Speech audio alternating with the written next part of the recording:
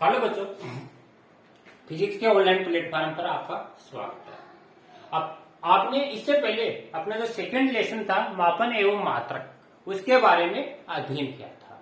आज अपन जो फिजिक्स है अपनी, उस फिजिक्स में कुछ महत्वपूर्ण जो फॉर्मूले, गणितीय फॉर्मूले, उन महत्वपूर्ण गणितीय फॉर्मूलों के बारे में आज अध्ययन करेंगे। यानी फिजिक्स के अंतर्गत क्या क्या जो गणितीय सूत्र है वो यूज होते हैं, तो उन्हीं के बारे में आज अपन अध्ययन करेंगे। तो सबसे पहले अपन देखते हैं जो फिजिक्स में महत्वपूर्ण फॉर्मूले में पहले अपन देखते हैं बीजगणितीय समीकरण।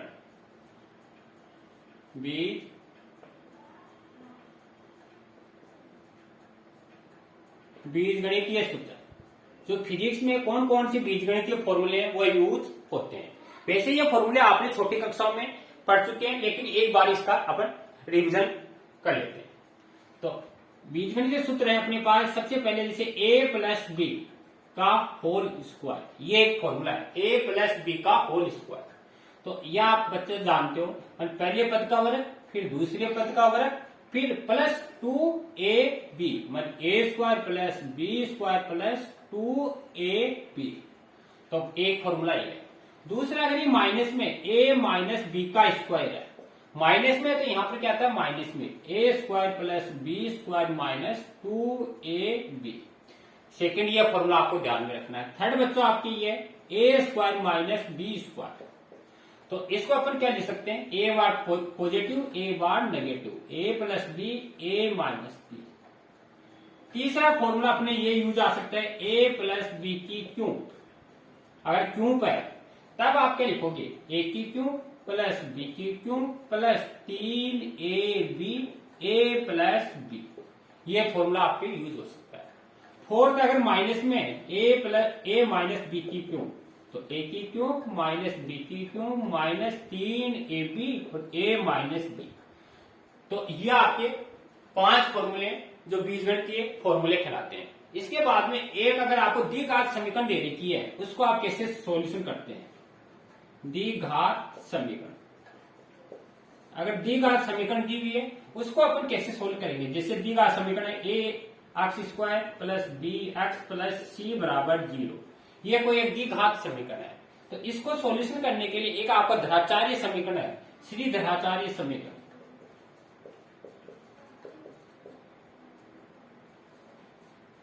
समीकरण या सूत्र बोलते हैं, ये आपको बच्चों याद रखना है। जैसे ये x में है तो x की वैल्यू लिख लेगी, x बराबर क्या होगा माइनस बी, ये पर minus b plus minus B square, under root में आता है बी स्क्वायर माइनस 4a और c अपॉन में 2a। तो इस धराचार्य के सूत्र के द्वारा अपन जो भी अपना x है उसकी x की वैल्यू ज्ञात कर सकते हैं। तो ये धराचार्य सूत्र आपको याद रखना है।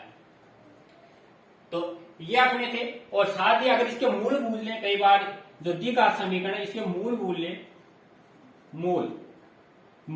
मूलों का योग, अगर मूलों का योग मुझे, तो योग को अपन क्या लिखेंगे, माने अक्ष का गुणांक माइनस अक्ष का गुणांक अपॉन अक्ष स्क्वायर का गुणांक। अक्ष का गुणांक क्या है, बी है, तो माइनस बी अपॉन में अक्ष स्क्वायर का गुणांक कौन है, ए। तो मूलों का योग है, और मूलों की गुणा, अगर गुणा पूछे तो क्या करोगे, अचर पद अपॉन में अक्ष स्क्वायर का गुणांक। अचर पद सी है और इसका गुणांक ए है। तो इस तरह मूलों का योग व मूलों की गुणा ज्ञात कर सकते हैं। तो ये थे बीजगणितीय सूत्र। इसके बाद में आते हैं अपन त्रिकोणमितीय सूत्र। थोड़ी ये भी आपको ध्यान रखने,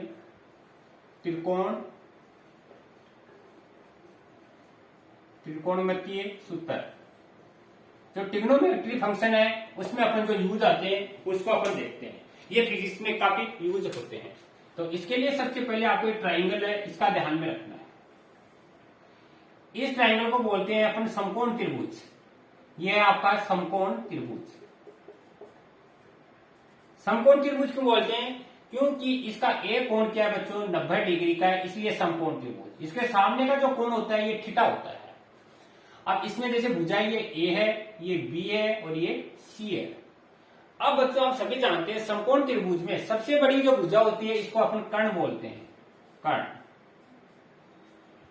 थीटा है, थीटा के सामने की भुजा होती है वो लंब होती है, ये लंब है। जिसको एल से प्रदर्शित करते हैं, और ये नीचे की अपनी होती है बेस, जिसको आधार बोलते हैं।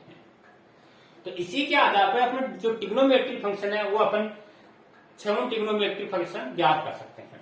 तो आपको सबसे पहले ट्राइंगल का पूरा नॉलेज होना चाहिए। मैं 90 डिग्री के सामने की भुजा कर्ण, सबसे बड़ी भुजा, थीटा के सामने भुजा लंब, और ये आधार। देखो इसके लिए फॉर्मूला है, वो आपको याद रखना है, लाल बटे कक्का। एल का मतलब लंब होता है, ए का मतलब आधार, और के का मतलब कर्ण। पहला साइन के लिए आता है, बीच वाला कोस के लिए आता है, और लास्ट वाला आता है आपका टेन के लिए।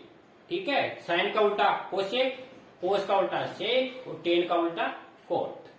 तो देखो सबसे पहले साइन थीटा बराबर क्या होता है, लंब बटा कर्ण। तो ये आपको ध्यान रखना है, साइन थीटा बराबर लंब बटे कर्ण। दूसरा फॉर्मूला होता है, साइन का उल्टा होता है कोसेक थीटा। तो कोसेक में आपको कुछ नहीं करना है, जो साइन थीटा है इसका उल्टा कर दो, मैं लंब बटा, लंब नीचे आ जाएगा, कर्ण ऊपर, तो कर्ण बटा लंब हो जाएगा। साइन के बाद में आता है कोस थीटा। कोस होता है आधार बटे कर्ण, और कोस का उल्टा होता है सेक थीटा, 1 बटा कोस थीटा। कोस थीटा कैसे देखोगे, जैसे ये आधार है, आधार नीचे आ जाएगा, कर्ण ऊपर, तो कर्ण बटा आधार। इसके बाद में आता है तीसरा टेन थीटा, और टेन थीटा बराबर होता है लंब बटा आधार, और इसका उल्टा होता है कोट थीटा, और कोट होता है 1 बटा टेन थीटा। तो इस तरह अपन देख सकते हैं। जैसे एक एग्जांपल के थ्रू आपको बताएं, जैसे ये कोई ट्राइंगल है, सपोज करो ये भुजा आपको 4 सेंटीमीटर दे रखी है, ये 3 दे रखी है, ये 90 डिग्री का है, ए बी सी। तो एक फॉर्मूला, अगर आपको 2 भुजा दे रखी है, तीसरी भुजा का मान पूछ रहा है, तो इसके लिए पाइथागोरस थ्योरम है, ये भी फॉर्मूला आपको याद रखना है, गोरस प्रमेय। पाइथागोरस प्रमेय आपने पढ़ा होगा। पाइथागोरस प्रमेय होती है कर्ण का स्क्वायर बराबर लंब का स्क्वायर प्लस आधार का स्क्वायर। तो ये फॉर्मूला भी इंपोर्टेंट है, ये भी आपको याद रखना है। इस फॉर्मूले के द्वारा अगर कोई 2 भुजाएं दे रखी है और तीसरी भुजा आप इसके द्वारा ज्ञात कर सकते हैं। कैसे, जैसे इसमें आपको लंब 4 दे रखा है, ये 3 दे रखा है, तो देखो 4 का स्क्वायर प्लस 3 का स्क्वायर कितने हुए, 4 का स्क्वायर 16, 3 का स्क्वायर 9, 16 9 25। लेकिन आपको कर्ण निकालना, ये स्क्वायर है, तो दोनों तरफ इसका क्या कर दोगे, वर्गमूल, यानी कर्ण बराबर क्या होगा, इसका वर्गमूल, और कितना आएगा 5। तो ये भुजा क्या आ गया अपने पास 5 सेंटीमीटर। तो इस तरह अपन कोई 2 भुजा दे रखी है, तीसरी भुजा ज्ञात कर सकते हैं। अब इसी के आधार पर जैसे अपन साइन थीटा बूझ रहे हैं आपसे बच्चों, तो साइन थीटा बूझ लेते, इससे साइन थीटा क्या होता है, लंब बटा कर्ण, लंब ये रहा, तो 4 बटे 5। अगर आपसे टेन थीटा बूझ ले, तो टेन थीटा बराबर क्या होता है, आधार लंब बटा आधार, लंब का मान 4, आधार का 3, 4 बटे 3। तो इस तरह आप कोई सा भी ट्रिग्नोमेट्रिक फंक्शन आपसे ज्ञात करवा ले, तो आप बच्चों इससे ज्ञात कर सकते हैं। तो ये था। इसके बाद में सर्वसमीका, ये भी आपको याद रखनी है। 3 सर्वसमीकाएं, और कौन कौन से देखो, पहली है sine square theta plus cos square theta बराबर 1, ये इंपोर्टेंट है सर्वसमीका, ये आपको याद रखनी है, sine square plus cos square बराबर 1। दूसरी सर्वसमीका होती है, अगर इस पूरी में साइन का भाग करते हैं, तो यहां पर क्या बन जाएगा 1, यहां पर क्या बन जाएगा, साइन का भाग करते कोस बटा साइन कोट होता है, तो दूसरी बन जाएगी 1 प्लस कोट स्क्वायर थीटा बराबर कोसेक स्क्वायर थीटा। ये दूसरी सर्वसमीका, रटना नहीं है आपको, इसमें साइन का भाग करना है, साइन का भाग करती है कैंसिल, और कोस बटा साइन कोट, और 1 बटा साइन देखो क्या होता है कोसेक। तीसरी सर्वसमीका में क्या करना है, इसमें कोस का भाग करना है, कोस का भाग करेंगे तो साइन बटा कोस क्या होता है 10 स्क्वायर थीटा, और कोस से कोस कट गया, 1 आ गया, और यहाँ पर, और 1 बटा कोस क्या होता है सेक थीटा, तो सेक स्क्वायर थीटा। तो बच्चों ये 3 सर्वसमीकाएं, ये तीनों सर्वसमीकाएं आपको अच्छी तरह याद करनी है, क्योंकि तीनों फिजिक्स में यूज होती हैं। तो ये अपने देखिए।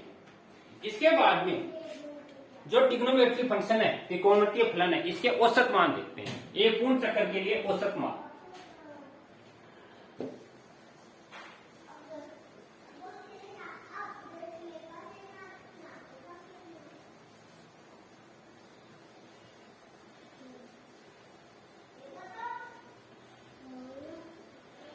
अब एक पूर्ण चक्कर के लिए इनके औसत मान अपन याद करते हैं।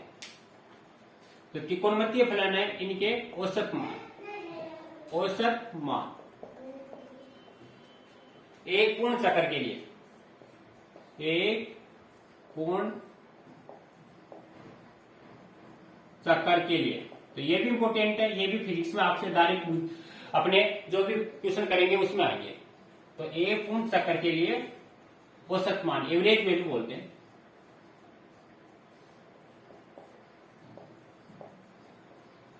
चक्कर के लिए देखो कैसे याद करोगे।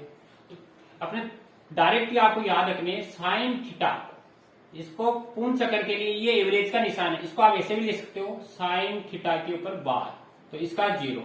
साइन और कोस, इन दो के औसत मान हमेशा क्या होते हैं बच्चों, याद रखने 0 होते हैं, कोस थीटा। और sine square and cosec square है, अगर आपसे बोले sine square theta and cosec square theta, इसका जो औसत मान है वो होता है बच्चों 1/2। तो ये आपको डायरेक्ट याद करना है। साइन है, साइन थीटा है, इसको अपन बोलते हैं ज्या फंक्शन, ज्या फलन बोलते हैं, ये भी याद रखना आपको। दूसरा है कोस थीटा, कोस थीटा को बोलते हैं कोज्या फंक्शन, कोज्या फलन। और तीसरा है टेन थीटा, इसको बोलते हैं स्पर्ज्या फलन। तो ये भी आपको तीनों याद रखने हैं, इसको साइन को ज्या, इसको कोज्या और इसको स्पर्ज्या या टेंज्या, तो ये याद रखने। इसके बाद में आपको कुछ स्टैंडर्ड मान है, वो स्टैंडर्ड मान याद रखने आपको, जो फिजिक्स में अपन डायरेक्ट यूज में लेते हैं। महत्वपूर्ण फॉर्मूले या सूत्र या मान है स्टैंडर्ड मान। अब स्टैंडर्ड मान क्या है, वो आपको जैसे एक तो पाई का याद रखना, सब जानते हो ये पाई है, तो पाई का मान होता है 22/7, और इसको लिख सकते हैं 3.14। एक अपरिमेय संख्या है, इसका मान चलता रहता है पाई का मान। दूसरा अगर पाई स्क्वायर आ जाए, तो पाई स्क्वायर आ जाए, इसी को अगर पाई स्क्वायर आ जाए तो क्या बोलोगे 9.87, ये इसका स्क्वायर करना 9.87 आ गया। दूसरा अपने पास है √2 का मान, तो √2 है, इसका मान आप याद रखना, वैसे आप निकाल भी सकते हो लेकिन डायरेक्ट याद रखना 1.414। √3 है, इसका मान होता है 1.732। और √5, ये 3 मान तो आपको याद रखने हैं। √5 है, √5 की जो वैल्यू है वो होती है 2.236, तो ये मान आपको डायरेक्ट याद नहीं। इसके बाद में एक होता है log 2, log 2 का मान भी आपको याद रखना है बच्चों, इसका मान होता है 0.693, ये भी आपको याद रखना है। एक होता है e की वैल्यू, e बराबर होता है 2.718। तो ये जो इतने मान है ये आपके स्टैंडर्ड मान है, इनको एकदम याद रखना है क्योंकि ये फिजिक्स में आपके डायरेक्ट यूज में लेंगे। इसके बाद में जो अपने लॉग वाले फंक्शन होते हैं, उन लॉग वाले फंक्शन के कुछ महत्वपूर्ण सूत्र है वो आपको याद रखने हैं। लॉग के महत्वपूर्ण सूत्र ये कौन कौन से हैं, ये आपको याद रखने हैं। पहला है log m गुणा n, एलओजी बोलते हैं इसको, log m गुणा n, ये e का आधार होता है यहाँ पर log m गुणा n। तो अगर इस तरह का फॉर्मूला है तो ये बन जाता है log m plus log n। अगर ये गुणा में है तो दोनों के बीच में क्या लग जाता है, प्लस। दूसरा फॉर्मूला है log m बटा n, अगर ये है तो ये क्या बन जाता है, माइनस में log m minus log n, ठीक है। तीसरा फॉर्मूला है log m की पावर n, अगर घात है तो घात पहले आ जाती है n log m। चौथा है आपका log, अगर e की पावर दे रखी है आपको, log e log e है और e की पावर आपको x दे रखी है, सपोज करो e की पावर x। तो हमेशा जो log की सारणी होती है वो आधार 10 पर होती है, तो इसको 10 बनाने के लिए 2.303 से मल्टीप्लाई कर देते हैं। तो अपनी जो भी सारणी है, वो सारणी में मान इस पर डिपेंड है, जो ये है ना log 2 का मान, ये आपका यहाँ पर x की जगह 2 है और इसका मान ये है। तो e दे रखा है, तो इसको 10 का आधार बनाने के लिए 2.03 से मल्टीप्लाई कर देते हैं। तो ये अपने log से संबंधित कुछ महत्वपूर्ण फॉर्मूले थे, तो यहां तक नोट करना। इसके बाद में अपन और फॉर्मूले देखते हैं।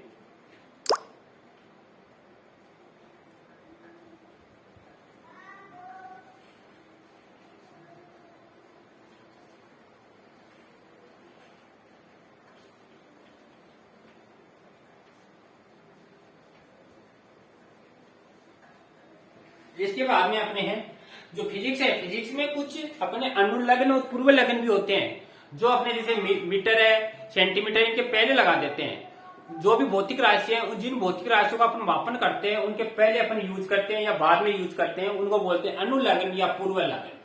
तो वो भी आपको ध्यान में रखने हैं। तो भौतिकी में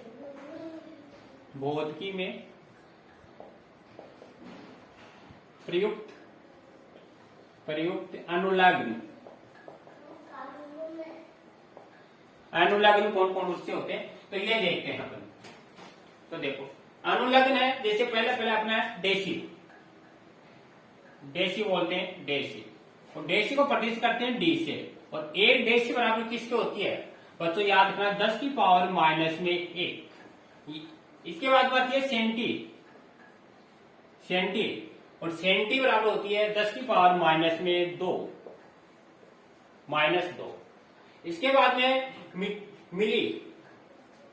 मिली, और मिली है, इसकी आती है 10 की पावर माइनस में 3।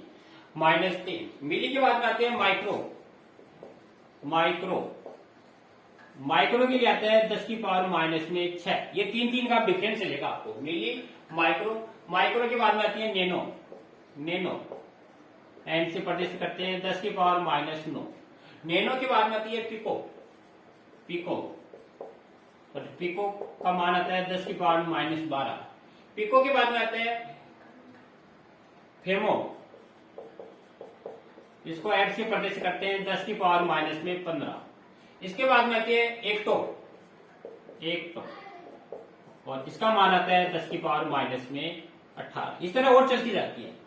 डेसी, अब ये कैसे यूज करते हैं अपन, जैसे आपसे मूल्य एग्जाम्पल के रूप में डेसीमीटर, एक डेसीमीटर बराबर किसकी होगी, तो आप क्या लिखोगे 10 की पावर माइनस में 1 मीटर के, ठीक है। जैसे आपसे पूछ ले 1 मिलीमीटर में कितने मीटर होते हैं, तो क्या लिखोगे 10 की पावर माइनस में 3 मीटर। इस तरह ये पहले लग जाती है जो भी है।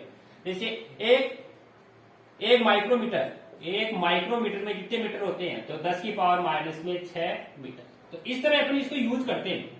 जैसे और फिजिक्स में अपन यूज करेंगे, जैसे 1 मिली एम्पियर में कितने एम्पियर धारा होती है, तो 10 की पावर माइनस में 3 एम्पियर। तो इस तरह आपको जो भी भौतिक राशि है उसके पहले लग जाएंगे आपको। जैसे आपको एक और आपको एग्जांपल दे, 1 मिली जूल कितना होगा, 10 की पावर माइनस में 3 जूल, है ना। इस तरह आपको ये पहले लगते हैं, तो ये आपको याद रखना है। डेसी, सेंटी, मिली, माइक्रो, नैनो, पिको, फेमो, एक्टा, और इस तरह वो चलते रहते हैं। इसको फर्मी भी बोलते हैं, ये आपको पीछे भी पढ़ा चुके हैं। एक फर्मी बराबर होती है 10 की पावर माइनस में 15 मीटर की। जैसे आता है ना 1 फर्मी मीटर, तो 1 फर्मी मीटर किसके बराबर होगी, 10 की पावर माइनस में 15 मीटर। जो आपको बताया था, जो परमाणु और परमाणु में नाभिक का आकार होता है 15 मीटर के बराबर। तो ये तो था अनुलग्न। इसके बाद में पूर्व लग्न और देखते हैं।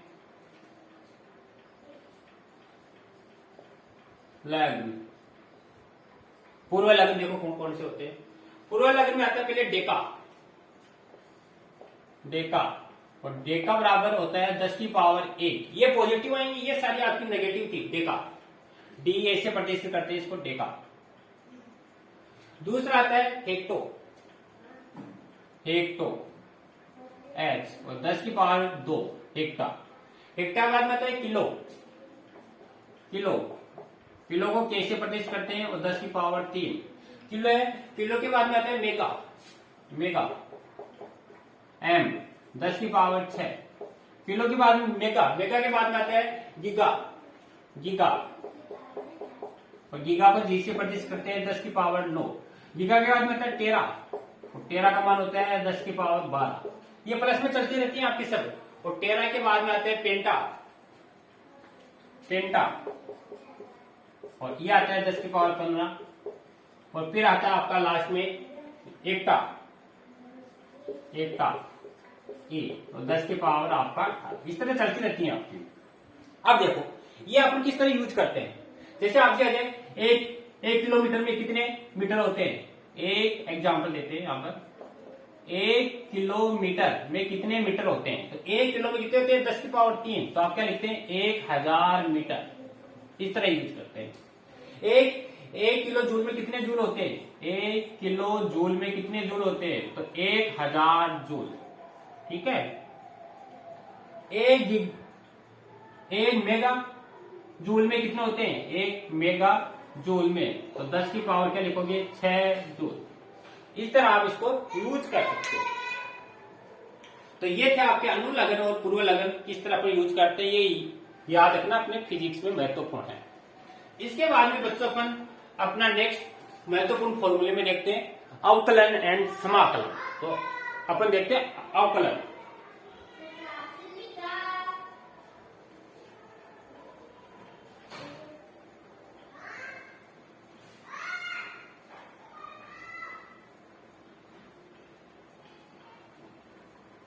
तो अपना नेक्स्ट टॉपिक है महत्वपूर्ण फॉर्मूले में अवकलन। इंपोर्टेंट है ये, इस फिजिक्स इसी पर टिकी हुई है आपकी अवकलन, जिसको अपन बोलते हैं डिफरेंशियल। तो देखो अवकलन क्या है, अवकलन गणित डिफरेंशियल कैलकुलेशन बोलते हैं।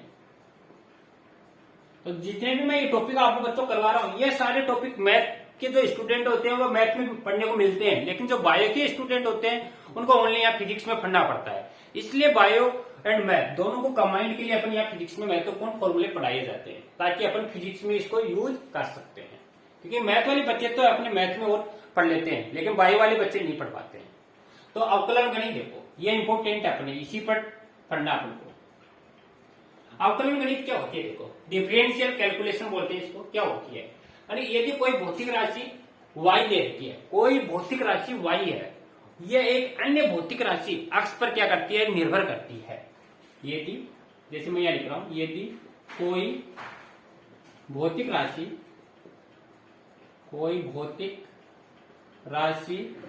y अन्य राशि अक्ष पर निर्भर करती है। यदि कोई भौतिक राशि y अन्य भौतिक राशि अक्ष पर क्या कर रही है, निर्भर करती है, तो अक्ष में, तो जो भौतिक राशि है अक्ष, अगर इसमें अपन परिवर्तन करेंगे तो y में भी क्या होगा, परिवर्तन होगा। अतः अक्ष में परिवर्तन करने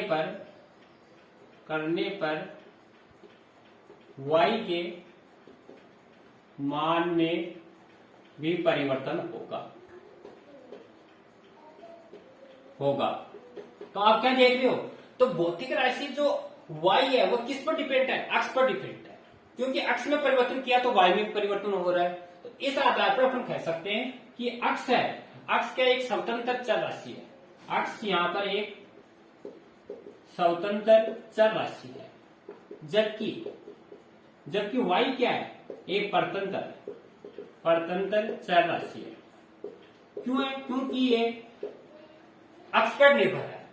क्योंकि जब अक्ष में परिवर्तन होगा तो y में भी परिवर्तन होगा, इसलिए ये परतंत्र चर राशि होगी। तो इसको अपन किस प्रकार लिख सकते हैं, y, इसलिए y क्या होगा, अक्ष का फलन होगा। इसलिए y अक्ष का फलन होती है। कैसे, इसको लिख सकते हैं y बराबर fx क्योंकि अगर अक्ष में परिवर्तन करेंगे तो y में भी परिवर्तन होगा, इसलिए y है अक्ष का क्या होती है, फंक्शन होती है, फलन होती है। कैसे? जैसे अपन देखते हैं कोई वस्तु है, जब वस्तु गतिशील अवस्था में होती है, गति करती है, एक स्थान से दूसरे स्थान पर गति करती है, तो वस्तु ने क्या की, गति की, और गति करते ही उसका जो चर है समय, उस समय में भी क्या हो रहा है, चेंजिंग हो रहा है, अर्थात समय बढ़ रहा है, समय के सापेक्ष स्थिति चेंज हो रही है। तो आपने तो क्या की, वस्तु केवल स्थिति चेंज की, तो एक चर राशि क्या होगी इसमें, स्थिति, लेकिन स्थिति के साथ में इसमें समय में भी परिवर्तन हो रहा है, तो समय क्या हो गया, इस पर आश्रित हो गया, माने आश्रित चर कहलाता है आपका। तो इस तरह इसमें एक स्वतंत्र चर होगा और एक क्या होगा, परतंत्र चर। अब इसको अवकलन रूप में अपन कैसे लिख सकते हैं, गणितीय रूप में। देखो मैन यही अपना गणितीय सूत्र के रूप में कैसे लिख सकते हैं इसको, गणितीय सूत्र के रूप में इसको ऐसे लिखेंगे, इंपोर्टेंट है ये, डी वाई अपॉन में डी एक्स, इसको पढ़ने का तरीका क्या है, d y upon d x, d y upon d x, d y upon d x, अर्थात अक्ष का y के सापेक्ष अवकलन, अर्थात सॉरी इसको लिखोगे क्या, y का अक्ष के सापेक्ष अवकलन, यानी इसको ऐसे भी लिख सकते हो, अक्ष के सापेक्ष y का अवकलन, मानिए आप अवकलन करोगे कैसे लिखोगे बच्चों, d y upon d x, ये इंपोर्टेंट है अपने पास। तो d y upon d x अर्थात अक्ष के सापेक्ष, इस नीचे वाले को देखना है, अक्ष के सापेक्ष यहां जो होगा उसी राशि का क्या होगा बच्चों, अवकलन होगा, इसके सापेक्ष कंपेयरिंग करते हुए अक्ष के सापेक्ष y का अवकलन, ठीक है। तो इसी को बोलते हैं अक्ष के सापेक्ष y का अवकलन, गुणांक भी बोलते हैं, कोफिशिएंट भी बोल सकते हो, गुणांक, कोफिशिएंट। तो ये इंपोर्टेंट है, बस ये आपको यूज करना अवकलन में, और कुछ भी आपको ध्यान में रखने की आवश्यकता नहीं है। अब महत्वपूर्ण सूत्र क्या है, इसके महत्वपूर्ण सूत्र देखते हैं अपने। पहला फॉर्मूला अवकलन के सूत्र, अवकलन के सूत्र, भाई ये फॉर्मूले आपको याद रखने हैं। पहला सूत्र क्या है, पहला इंपोर्टेंट सूत्र ये है, कोई भी अचर राशि है, अचर राशि का अवकलन हमेशा शून्य होता है, अचर का अवकलन शून्य होता है, ये याद रखना। कैसे, जैसे डी अपॉन में डी एक्स, यहां पर कोई y बराबर क्या है, अचर राशि, मानी जिसका भी आपको अवकलन करना है वो यहां लिखना, आपको वो y की वैल्यू मिलेगी और y की जगह आपको यहां रखना है। c क्या अचर, कॉन्स्टेंट, c यहां पर अचर है जिसका मान चेंज नहीं होता है, जैसे संख्या अपने 2 3 4 5, तो इसका अवकलन क्या होगा, शून्य। जैसे एग्जाम्पल दे बच्चों आपको, जैसे बोले डी अपॉन डी एक्स, यहां पर लिख दिया आपका 2, तो 2 अचर राशि हो गई, इसका क्या होगा, शून्य। कोई भी चीज ले लो, अक्ष के अलावा कुछ भी ले लो, सबका अवकलन क्या होगा, शून्य होगा। दूसरा महत्वपूर्ण सूत्र है, बस ये दूसरा महत्वपूर्ण सूत्र है, इसी को याद कर लो आप लोग, डी अपॉन डी एक्स और अक्ष की power n, d upon d x अक्ष की पावर एन। तो जो भी घात होती है, मानी इसको क्या कैसे पढ़ोगे, मानी अक्ष की पावर एन का अक्ष के सापेक्ष अवकलन करो।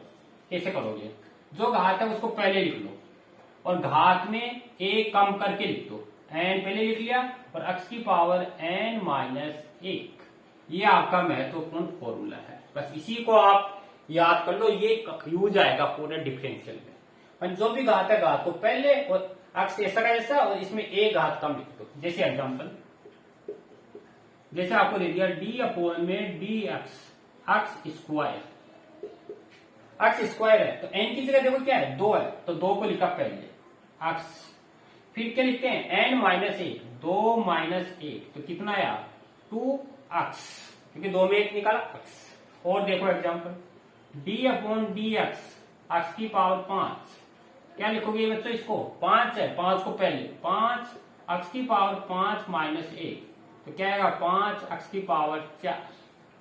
और देखो डी अपॉन में डी एक्स, यहां पर है एक्स, एक आता है, एक आता है तो पहले लिखोगे 1 को, 1 और 1 माइनस 1, तो सूत्र है ना अपने पास एन माइनस 1, तो 1 में 1 निकाला 0, 1 अक्ष की पावर 0। और अगर कोई भी संख्या है वो उसके ऊपर घात 0 है तो याद रखना उसकी वैल्यू 1 होती है। तो इसका मान आ गया 1। तो वैसे देख लो dx अपॉन dx क्या होता है 1, तो इसका मान क्या आ गया 1। तो यहां तक नोट करना, फिर इसके बाद में और फॉर्मूले है वो देखते हैं।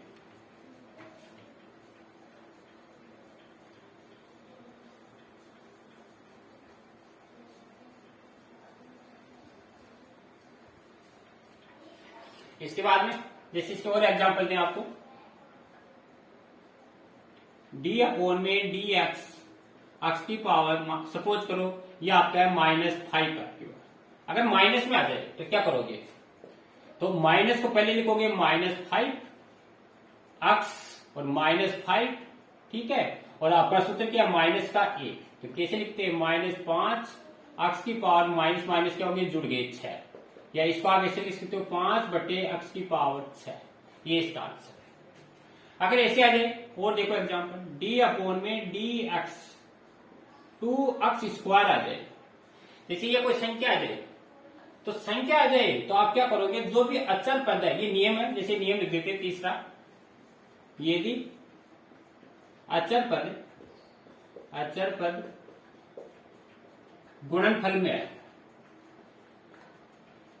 तो अगर अचल पद गुणनफल में है तो क्या करोगे, d अपॉन में डी एक्स सी एक्स की पावर n, यहां गुणनफल में है तो कुछ नहीं करना, आपको अचल पद को पहले लिखना है, सी को पहले लिख दिया और सेम ये का ये काम, d अपॉन डी एक्स की पावर n, और x की पावर n का आपने पढ़ लिया, ये रहा। जैसे एग्जांपल दें आपको, d upon d x 5x², अब 5 है, देखो c की जगह 5 को आप लिखोगे पहले, और d अपॉन में डी x², इसका अवकलन क्या होगा, 2 है तो 2 देखो अपने अभी किया है, एंड 2 आ जाएगा पहले और ये घात क्या हो जाएगी कम, तो 5 दूनी 10 और x 2 में 1 निकाला, ये इसका उत्तर है। तो इस तरह आपको करना है। इसके बाद में चौथा फॉर्मूला है, अगर संख्याएं आपके योगफल एंड व्यकलन के रूप में, योगफल व व्यकलन के रूप में अवकलन, जोड़ और बाकी के रूप में कैसे करोगे, जैसे आपको देगा d अपॉन में d x function first x plus और माइनस साथ लिख लेते हैं एड टू x। अगर कोई दो फंक्शन दे रखे हैं और प्लस माइनस में, तो इनको कुछ नहीं करना है बच्चों, इसको अलग लिख लो, इसको अलग लिख लो, मैं d upon d x f1x plus minus d upon d x add to x। जितने भी फलन दे रखे हैं उनको सबको आपको अलग अलग अवकलन करना और कुछ नहीं करना आपको।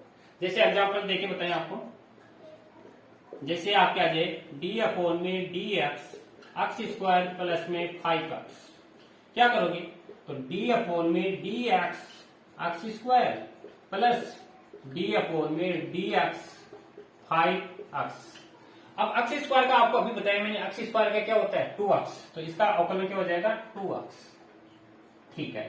5x का करोगे 5 पहले आ जाएगा, और dx अपॉन dx का क्या होता है 1, तो ये इसका आंसर है। बस इस तरह आपको करना है, अगर माइनस में तो माइनस लगा दो, यहां तक नोट करना। इसके बाद में और है कुछ त्रिकोणमितीय फॉर्मूले, वो भी देखते हैं।